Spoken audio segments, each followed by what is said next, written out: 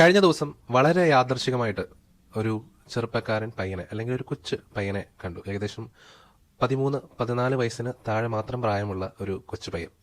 വളരെ ഒരുമിച്ച് അവനിങ്ങനെ ഒരു ലേസ് കഴിച്ചുകൊണ്ടിരിക്കുകയാണ്. ലേസ് കഴിക്കുന്നുണ്ടെങ്കിലും അവൻ്റെ മനസ്സിൽ ആ കഴിക്കുന്നതിൻ്റെ സന്തോഷമില്ല.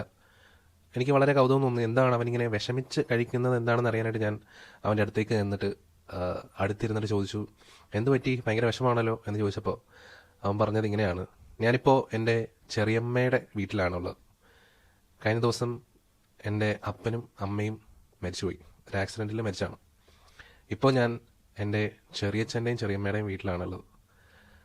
അത് പറഞ്ഞു കഴിഞ്ഞിട്ട് അവൻ്റെ കണ്ണിങ്ങനെ നിറയുന്നത് ഞാൻ ശ്രദ്ധിച്ചു.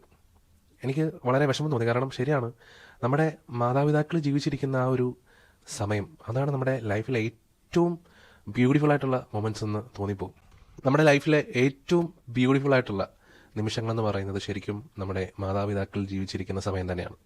ആ ടൈമിൽ മാക്സിമം നമ്മൾ അവരെ സന്തോഷിപ്പിക്കാനും അവർക്ക് വേണ്ടിയുള്ള കാര്യങ്ങളൊക്കെ ചെയ്യാനായിട്ടും ശ്രമിച്ചു കഴിഞ്ഞാൽ പിന്നീട് ഒരിക്കലും റിഗ്രറ്റ് അടിക്കേണ്ടി വരില്ല.